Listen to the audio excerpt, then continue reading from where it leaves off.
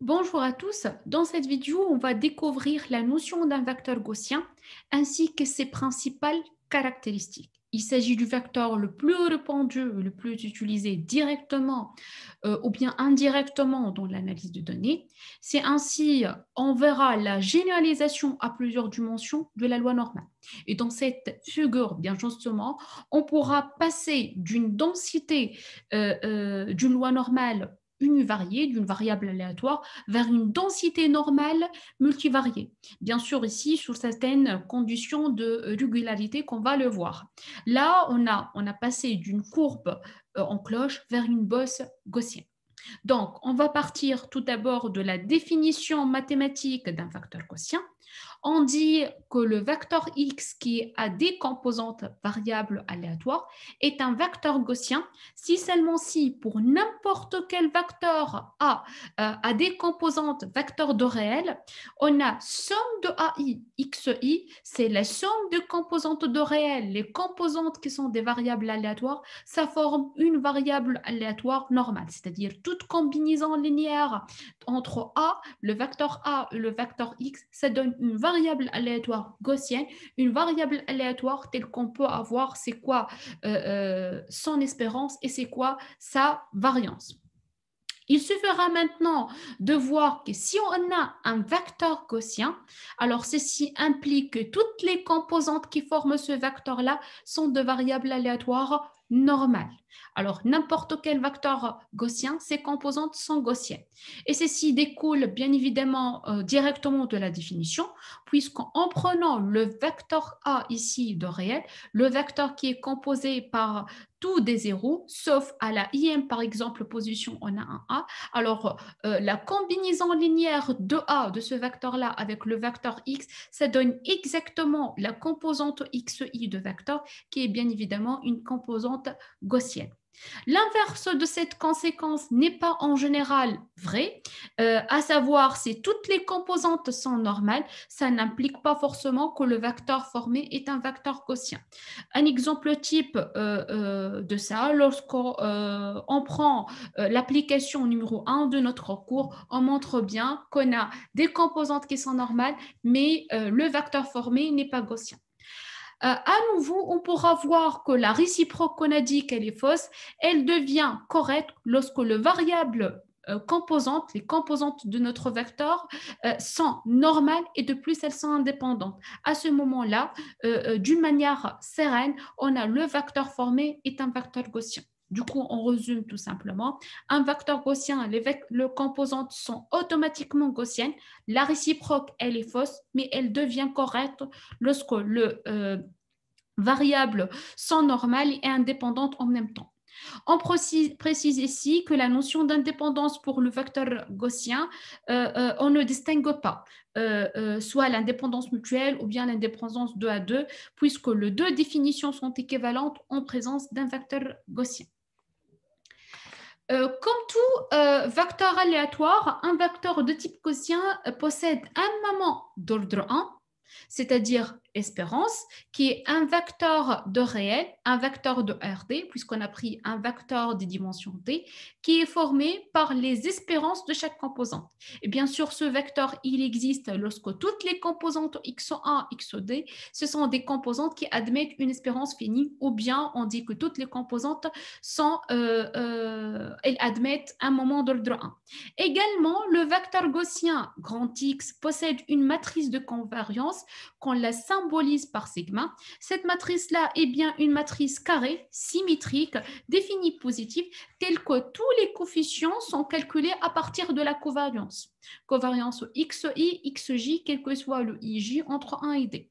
Et comme on a déjà vu dans le cas, dans le chapitre 3, cette matrice, c'est bien l'analogue de la variance dans le cas d'une seule variable aléatoire ou bien dans le cas univarié. Dès lors, on pourra définir la loi d'un vecteur gaussien qui est la loi normale multivariée. Ou bien on dit aussi c'est la loi des dimensions supérieures, la loi normale des dimensions supérieures. C'est également une loi qui est entièrement définie à l'aide de son vecteur espérance et de sa matrice de covariance. Et elle est symbolisée cette loi par n, indice D, c'est le nombre de composantes, le vecteur espérance, la matrice de variance. Donc, si on a un vecteur qui est un vecteur gaussien, alors automatiquement, son loi, ce vecteur-là qui est décomposant, ce loi, il est symbolisé à l'aide de grand N, indice D, le vecteur espérance et la matrice de covariance. C'est bien la généralisation naturelle de la loi normale ou bien de la loi gaussienne qu'on sait pour une variable aléatoire normale. L'une des propriétés qui est absolument fondamentale pour le vecteur gaussien est que les transformations affines des vecteurs gaussiens produisent aussi un vecteur gaussien. Autrement dit, soit Z, un vecteur gaussien, a n composantes de vecteurs espérance M de matrice de covariance sigma.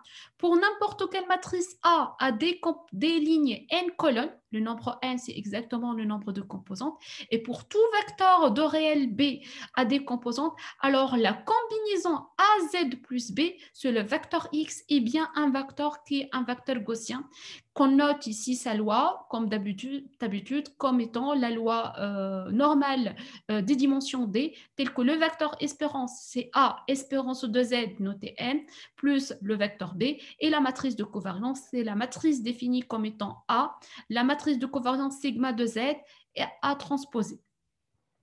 Tout de suite, on pourra dégager le cas particulier lorsque le Z est un vecteur gaussien d'espérance nulle, de vecteur espérance nulle et de matrice de covariance et la matrice identité.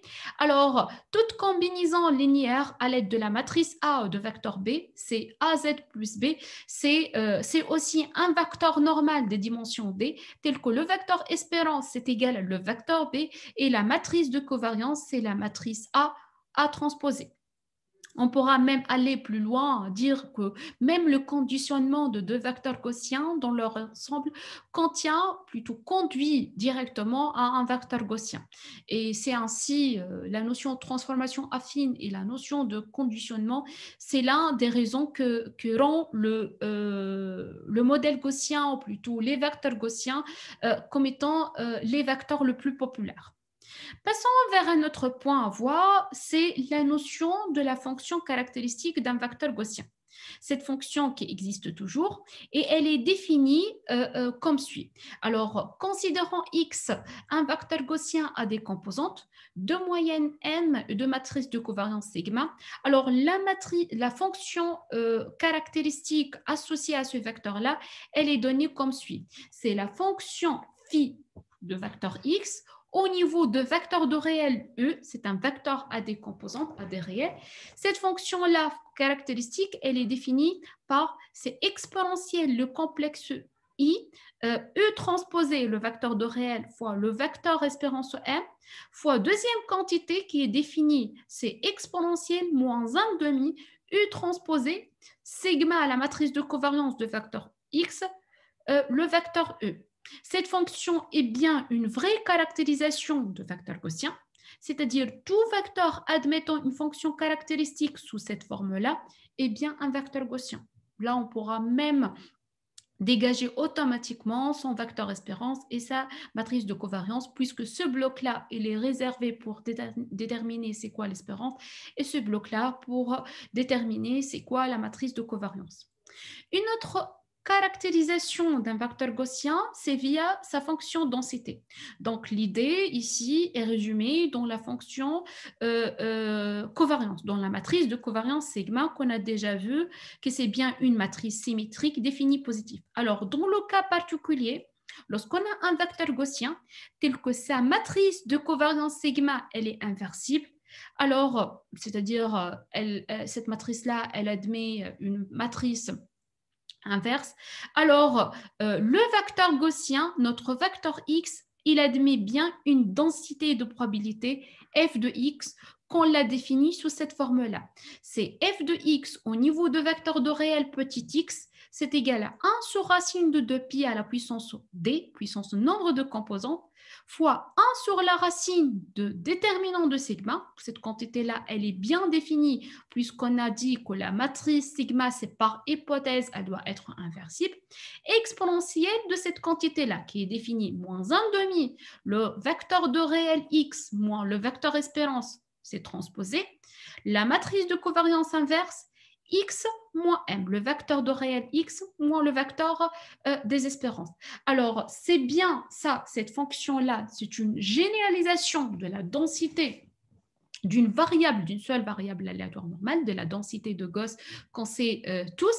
Et ce résultat-là, on peut dire que la loi normale multivariée, la loi normale d'une dimension supérieure, n'admet pas forcément une densité de probabilité. Et cette densité-là, elle existe si seulement si la matrice de covariance associée au vecteur en question, au vecteur gaussien en question, c'est une matrice qui est inversible, à savoir, par exemple, on montre que le déterminant de cette matrice-là, elle est non nulle.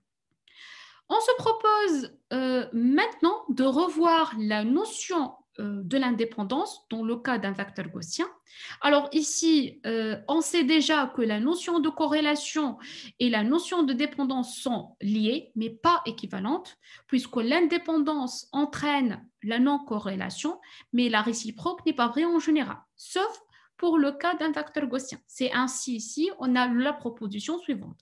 Soit x1 xd des composantes d'un vecteur gaussien, c'est-à-dire le vecteur x est un vecteur gaussien, alors si les composantes sont non corrélées, alors ceci donne exactement que les composantes sont indépendantes. On a ce sens-là qui est très intéressant. Nous, on sait quoi? Que si on a les composantes sont indépendantes, alors elles sont non corrélées. Maintenant, en présence d'un vecteur gaussien, si on a les composantes sont non corrélées, ça nous donne exactement que les composantes sont indépendantes. Du coup, on a maintenant l'équivalence entre les deux notions, notion de non-corrélation et notion d'indépendance. Ce résultat-là nous montre aussi l'équivalence entre la non-corrélation des composantes et que la matrice de covariance à sigma de vecteur x, qui est vecteur gaussien, elle est diagonale. Alors, si on a un vecteur qui est gaussien, tel que les composantes sont non corrélées, alors ceci est équivalent à dire que la matrice de covariance est une matrice diagonale. Résumons tout simplement cette petite double implication. On a les composantes d'un vecteur gaussien sont non corrélées, ceci est équivalent à dire que les composantes sont indépendantes. Aussi, ceci est équivalent à dire que la matrice de covariance, elle est diagonale, c'est-à-dire la matrice de covariance, tout ce qui est hors diagonale, il est nul. On projette par exemple ce résultat-là dans le cas d'un couple aléatoire. Nous, on sait quoi? X indépendante à Y, ça nous donne que la covariance est égale à 0, c'est-à-dire il n'existe pas de corrélation de type linéaire. La réciproque, on sait qu'elle est déjà fausse, mais dans le cas où le couple formé par x, y, ici c'est un couple qui est un vecteur gaussien ou plutôt un couple gaussien, alors on a l'équivalence, on a forcément que x elle est indépendante à y. À ce niveau-là, je finalise ce tuto. Merci beaucoup pour votre attention.